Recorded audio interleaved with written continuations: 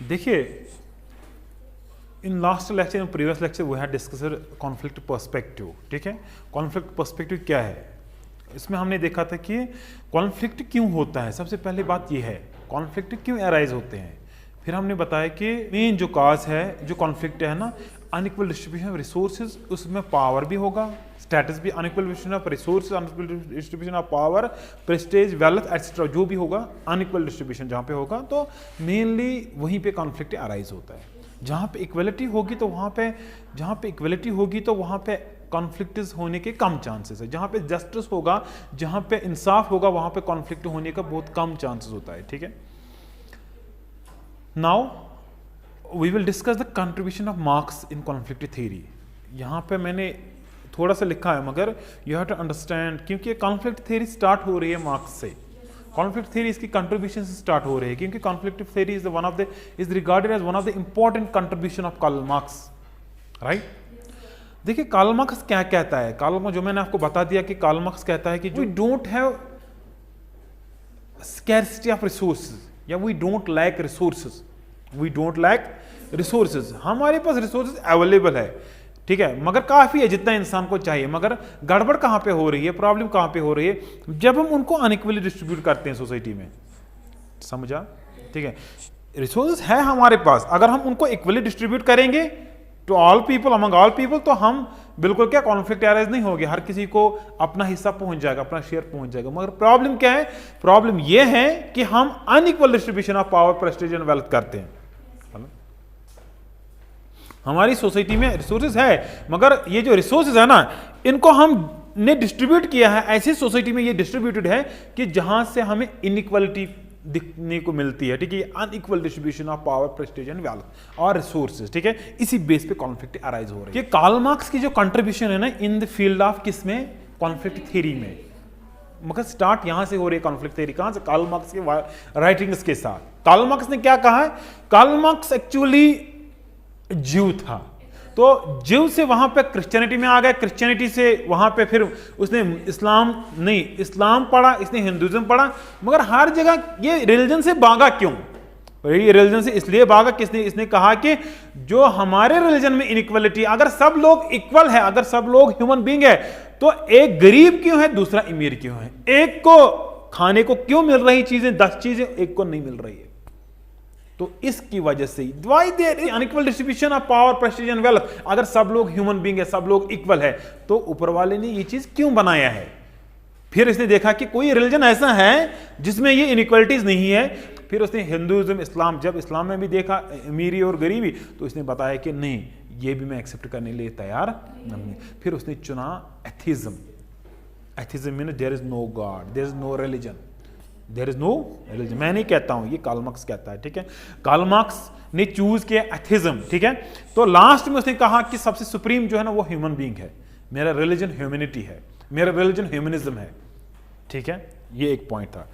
यहां से ये इसलिए मैं बता रहा हूं क्योंकि कार्ल मार्क्स को कॉन्फ्लिक्ट के ऊपर काम करने की जरूरत क्यों पड़ी? इसलिए कि उसने देखा सोसाइटी में जो है ना, इंडस्ट्रियल रेवोल्यूशन की वजह से क्या हुआ है, जो गरीब है या वर्कर्स है वो पिट रहे हैं, वो एक्सप्लॉइट हो रहे हैं, वो एलिनेट हो रहे हैं, उनके हक छीने जा रहे हैं, उनको इनह्यूमन की तरह ट्रीट किए जाते हैं, एनिमल्स की तरह ट्रीट किए जाते कर रहे हैं इंडस्ट्रीज में, फैक्ट्रीज में। कौन? जो एक क्लास है जिसको हम कहते हैं बुर्जुइस, जिनको हम कहते हैं कैपिटलिस्ट, जिनको हम कहते हैं ओनर्स, जिनको हम कहते हैं हैव्स, जिसके पास पैसा है, फॉर कंट्रोलिंग द कैपिटल। ठीक है, who are the owners of the industry, वो लोग उनको एक्सप्लॉइट कर रहे हैं। और यहीं से उसकी शुरुआत हो गई क्या, कॉन्फ्लिक्ट की। इसने कहा लोग स्ट्रगल क्यों कर रहे हैं, एक क्लास दूसरी क्लास को रिप्लेस क्यों करना चाहता है। जब इसने इसका रीजन देखने की कोशिश की तो उसको लगा yes this is the reason, लड़ाई कथ पे, रिसोर्सन पे लड़ाई कथ पे, इसके पास है मेरे पास नहीं है, लड़ाई यथ पे कि अगर मैं भी ह्यूमन बीइंग हूं, ये भी ह्यूमन बीइंग है, तो यहां पे इनइक्वालिटी क्यों है, तो लड़ाई इथ पे। तो फिर वो आगे बढ़ा, वो अगर बेस किसको रखा, इसी चीज को। समझा? ठीक है, ये चीज इसने दिमाग में जो आइडिया आया उसको कॉन्फ्लिक्ट पर काम करने का, वो यही था कि why if all people are equal, if all we are all human beings, then why some people have access to resources and why others don't have? समझो तेल क्या अड़ गरीब तेल क्या अड़ अमीर, अगर सारे इक्वल अगर सारे ह्यूमन बीइंग, ठीक है। यही चीज बेस बनी उसकी कॉन्फ्लिक्ट के ऊपर काम करने की। बात क्या होने इसके बाद उसने क्या कॉन्फ्लिक्ट की, फिलहाल इस टाइम हम डिस्कस कर रहे हैं कि मार्क्स की कंट्रीब्यूशन रिगार्डिंग कॉन्फ्लिक्ट थ्योरी। इसने कहा कि सोसाइटी में रिसोर्सेज है मगर there is unequal distribution of resources, मगर इन अनइक्वल डिस्ट्रीब्यूशन ऑफ रिसोर्सेज जो है ना, इसकी वजह से दो क्लासेस इमर्ज हो रहे हैं। एक वो क्लास जिसके पास ये रिसोर्सेज है, एक वो क्लास जो रिसोर्सेज को कंट्रोल कर रहे हैं, और एक दूसरा वो क्लास जिसके पास रिसोर्सेज नहीं है, जिसके पास रिसोर्सेज का कंट्रोल नहीं है। रिसोर्स किसे कहते हैं? हाँ, इंडस्ट्रीज जिनके पास है, फैक्ट्रीज जिनके पास है, इंडस्ट्रीज जिनके पास है, ठीक है, या बड़े फर्म जिनके पास है, ठीक है, जो बड़े बड़े जो ना बिजनेस के मालिक है, ठीक है। एक वो क्लास जिसको उसने नाम रखा है कैपिटलिस्ट्स, और इन कार्ल मार्क्स टर्मिनोलॉजी बोर्जियोसिस, ठीक है। उनको हम हैव्स कहते हैं, हैव्स मीन जिसके पास पैसा होता है, और उनको हम ओनर्स भी कहते हैं या इंडस्ट्रियलिस्ट्स भी कहते हैं। एक क्लास ये था, ठीक है। ज्यादातर कैपिटलिस्ट यूज करते हैं, ज्यादातर हम बोर्जियोसिस यूज करते हैं according to Karl Marx terminology, ठीक है। दूसरा क्लास एक ऐसा है जो कंट्रोल नहीं करते हैं चीजों को, जो वर्क करते हैं खाली किन के लिए? इन कैपिटलिस्ट्स के लिए, इन हैव्स के लिए, इन लोगों के लिए जिनके पास पैसा है, जो इंडस्ट्रीज और फैक्ट्रीज को कंट्रोल कर रहे हैं, ठीक है। इन लोगों को हम प्रोलेटरिएट्स कहते हैं। इनको हम क्या कहते हैं? प्रोलेटरिएट्स कहते हैं, ठीक है। इनको हम हैव नॉट्स कहते हैं, इनको हम वर्कर्स कहते हैं, समझाओ, ठीक है। इनको हम नॉन ओनर्स कहते हैं। इनके पास इंडस्ट्रीज नहीं है, इनके पास फैक्ट्रीज नहीं है, इनके पास फर्म्स नहीं है, इनके पास बिजनेस यूनिट्स नहीं है। याद रखना इस चीज को। एक कंट्रोल कर रहा है, ठीक है, दूसरा काम कर रहा है, ठीक है। मगर जब धीरे धीरे कार्ल मार्क्स कहता है जब तक ये काम कर रहे हैं किन के लिए? कैपिटलिस्ट्स के लिए, तब तक ये क्लास इन इटसेल्फ है। क्या है? दो टर्म्स कार्ल मार्क्स ने को इस्तेमाल किया इस कॉन्फ्लिक्ट थ्योरी में, रिगार्डिंग कॉन्फ्लिक्ट थ्योरी, ठीक है। तो एक class in itself and second is class for itself. Remember this thing, ये एंट्रेंस में आता है, ठीक है। ये चीज इस बार भी आया। जब हम क्लास की बात करते हैं तो दो चीजें हमें सामने नजर आती है, एक क्लास इन इटसेल्फ और क्लास फॉर इटसेल्फ। मगर इसके साथ साथ objectivity as well as subjectivity criteria, याद रखना, objective criteria as well as subjective criteria. Objective criteria किसे कहते हैं? ऑब्जेक्टिव क्राइटेरिया रिलेट कर सकते हैं हम class in itself, subjective criteria relate कर सकते हैं हम क्लास फॉर इटसेल्फ। मगर कैसे? How is it possible? याद रखना, जब तक फॉर एग्जांपल हम वर्कर्स हैं, जब तक हम काम करेंगे किन के लिए? कैपिटलिस्ट्स के लिए। मगर हम एक दूसरे को देखते होंगे अपने आंखों से, हम सभी काम कर रहे हैं किन के लिए? कैपिटलिस्ट्स के लिए। मगर इनर हमारे माइंड में या हम मेंटली अवेयर नहीं होंगे इसके साथ कि हम एक्सप्लॉइट हो रहे हैं, हमें हमारा जो हक है ना वो छीना जा रहा है, हम एक होने की कोशिश नहीं कर रहे हैं अभी तक। जो है ना एनिमल्स की तरह काम करते रहते हैं किन के लिए? उस क्लास के लिए जो हमें जुल्म कर रहा है। तब तक हम क्लास इन इटसेल्फ है, अपने आप में डिवाइडेड है। क्या है? It means objective criteria. हम एक दूसरे को देखते हैं अपने आंखों से, ठीक है, काम करते हुए किन के लिए काम करते हैं, ठीक है। और मगर ये दिमाग में, जहन में ये ताकत नहीं है, सलाहियत, कैपेसिटी नहीं है हमारे दिमाग में समझने की कि कहीं हम यूनाइट हो जाएं और इनको उखाड़ के फेंक दें, या इस एक्सप्लॉइटेशन से दूर हो जाए, या इस एक्सप्लॉइटेशन से हम बिल्कुल जो है ना फ्री हो जाए, एलिनेशन जो है ना हम कम करने की कोशिश करें। जब तक ये हम डिसाइड नहीं करेंगे, जब तक ये हमें मोटिव नहीं होगा, तब तक हम क्लास इन इटसेल्फ है, अपने आप में क्लास डिवाइडेड है। समझा? ठीक है। कार्ल मार्क्स कहता है जब एक बार ये जो क्लास इन इटसेल्फ था, जो किन के लिए काम करते थे? वो कैपिटलिस्ट्स के लिए।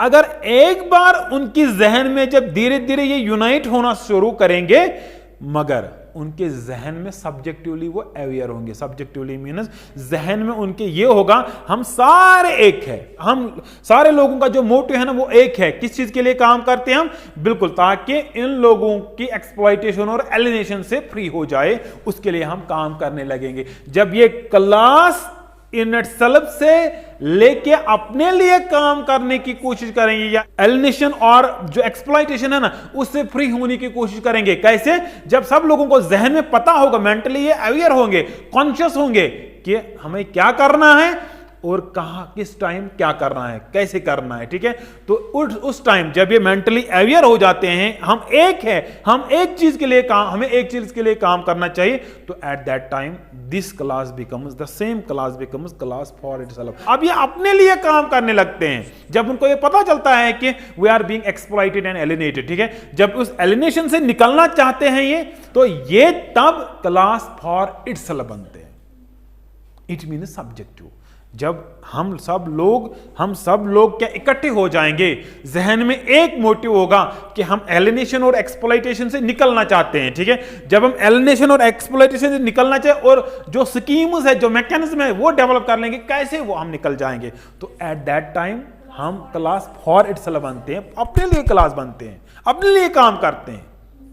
ठीक है, इसीलिए कार्ल मार्क्स कहता है जब बिल्कुल ये क्लास फॉर इटसेल्फ बनने लगते हैं ना, तो धीरे धीरे ये रेवोल्यूशन की तरफ बढ़ने लगते हैं। इट मीन्स दैट ये माइनर फिर ये जो है ना कैपिटलिस्ट के लिए काम करना छोड़ देंगे। ठीक है, उनके अगेंस्ट हो जाएंगे। जब उनके अगेंस्ट हो जाएंगे, मैक्सिमम पॉपुलेशन किन की है? वर्कर्स की। जब ये वर्कर्स जो है ना कैपिटलिस्ट की इंडस्ट्रीज को काम करना छोड़ दें तो स्ट्राइक पे आ जाएंगे। जाहिर सी बात है कैपिटलिस्ट ऑटोमेटिकली नीचे आ जाएंगे, क्योंकि इसमें आप लोगों का हक नहीं है इसमें, तो वो रेवोल्यूशन की तरफ बढ़ेंगे। मगर कहां से? जब वो क्लास इन इटसेल्फ से लेके क्लास फॉर इटसेल्फ बनेगा।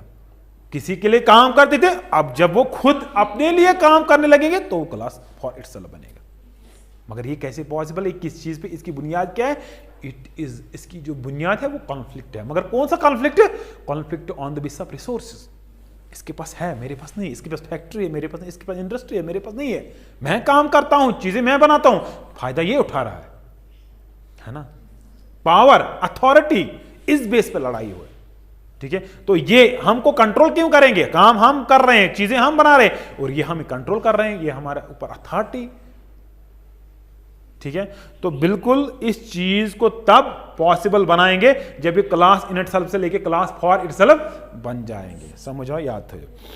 कार्ल मार्क्स कहता है there is continuous struggle and continuous conflict. There is continuous struggle and continuous conflict between these two classes in capitalist society. In capitalist, हम बात कर रहे हैं कैपिटलिस्ट सोसाइटी की। ठीक है, स्पेशली इसके अलावा भी उसने बात की है। ठीक है, मगर हम मेनली बात कर रहे हैं कैपिटलिस्ट सोसाइटी की। ठीक है, जहां पे होली सोली इकोनॉमी कंट्रोल होगी कैपिटलिस्ट के अंडर। ये मैं इसलिए कह रहा हूं क्योंकि कार्ल मार्क्स की जो बेस है ना वो आपको समझ आ जाए। तो कहने का मतलब यह है, कार्ल मार्क्स कहता था देयर इज कंटिन्यूअस, पहले स्ट्रगल होती है, एक क्लास दूसरी क्लास को रिप्लेस करना चाहता है, या एक क्लास जो ये कैपिटलिस्ट क्लास है ना ये अपना स्टेटस को मेंटेन करना चाहता है, मेंटेन रखना चाहता है। क्या स्टेटस को? मतलब कि जिस पोजीशन में हम है ना इसी पोजीशन में हमेशा रहे। तुम छुना फायदे मिलन, छुना मिलन नुकसान का मन पिट कौन रहे हैं? जो बिल्कुल कौन सा क्लास जिनको प्रोलेटरियट्स कहते हैं, हैव नॉट्स कहते हैं, जिनके पास पैसा नहीं है ना, तो वो जो लोअर क्लास है या in other words can say that जो प्रोलेटरिएट क्लास है ना, ये कोशिश करते हैं किस चीज के लिए? उनको रिप्लेस करने के लिए, उनका स्टेटस को तोड़ने के लिए। जिस पोजीशन में ये है ना, इनको हम कैसे कंटिन्यूअसली अपने ऊपर एक्सप्लॉइटेशन और एलिनेशन करने दें? क्यों? ठीक है, हमें क्या करना चाहिए? हमें उठना चाहिए, हमें रेवोल्यूशन लाना चाहिए। किसके लिए रेवोल्यूशन लाना चाहिए? For our own rights, for equality, for justice. हम उनको नुकसान नहीं पहुंचाना चाहते, मगर हमें इक्वलिटी दो। अगर हम 500 के लिए काम करते हैं, हमें 250 दिया जा रहा है, 250 मिल रहा है, तो 500 क्यों नहीं दिया जा रहा है? उसके लिए वो उठ रहे हैं। तो जब वो उठेंगे, कैपिटलिस्ट को बर्दाश्त ये चीज नहीं होगी। ठीक है, जब कैपिटलिस्ट को बर्दाश्त नहीं होगी ये चीज, वहां पे कॉन्फ्लिक्ट हो जाएगा, राइवलरी हो जाएगी, और फाइनली कार्ल मार्क्स कहता है ultimately it will lead to revolution. और रेवोल्यूशन से क्या होगा, उल्टा पलट हो जाएगा, समझ आओ, चेंज ऑफ द सिस्टम हो जाएगा। ये जो कैपिटलिस्ट अभी तक बन रहे थे या कैपिटलिस्ट बन चुके थे, ये जो है ना इनकी एग्जिस्टेंस ही खत्म हो जाएगी, ठीक है, समझा। ये जो प्रोलेटेरियट है ना, ये डोमिनेंट बन जाएंगे, मगर जब प्रोलेटेरियट डोमिनेंट बन जाएंगे थोड़ी देर तक ये होल्ड करेंगे किसको, चीजों को, मगर फिर बाद में धीरे धीरे ये जो है ना प्रोलेटेरियट के हाथों से भी निकल जाएगा, क्योंकि प्रोलेटेरियट चाहते हैं इक्वलिटी, जस्टिस, सोशलिज्म। फिर स्टेट ओनरशिप करेगा हर चीज को, state will own each and everything.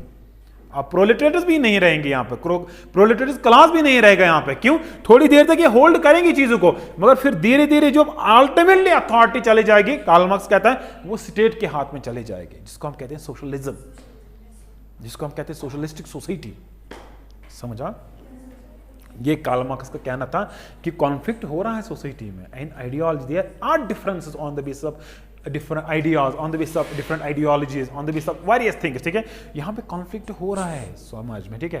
तो मगर कार्ल मार्क्स मेनली बात कर रहा था इकोनॉमी की, इकोनॉमी, कार्ल याद रखना, Karl Marx was mainly talking about economy, economy is everything, economy को लेके, कि अगर जो ये कैपिटलिस्ट है ना, अगर ये बिल्कुल स्ट्रांग है, अगर ये डोमिनेंट है ना, it is because of their economy, इनके पास पैसा है। इसीलिए कार्ल मार्क्स कहता है कि जिसके पास पैसा है वो पॉलिटिकली भी स्ट्रांग हो सकता है, इकोनॉमिकली स्ट्रांग हो सकता है, एजुकेशनली स्ट्रांग हो सकता है, क्योंकि वो पैसा इस्तेमाल करेगा, यूटिलाइज करेगा, जिसको स्टेटस को हासिल करने के लिए, अथॉरिटी को हासिल करने के लिए, पावर को हासिल करने के लिए, है ना, पोजीशन को हासिल करने के लिए, ठीक है। इसीलिए इसने कहा कि इकोनॉमी पे मेनली फोकस किया। अब इसके बाद उसको डेरेनडॉर्फ क्रिटिसाइज कर रहा है, बाद में डेरेनडॉर्फ, हाँ यहां पे नीचे डेरेनडॉर्फ इसको क्रिटिसाइज कर रहा है, वो authority instead of economy, his emphasis on authority, याद रखना इस चीज को, ठीक है। ये हम आज नहीं पढ़ेंगे, क्योंकि यहां पे इकोनॉमी जो है ना मेनली कार्ल मार्क्स को हमें समझना जरूरत है। कार्ल मार्क्स अगर आपको समझ आ रहा है कि ये बेस है, इसके बाद इसका क्रिटिक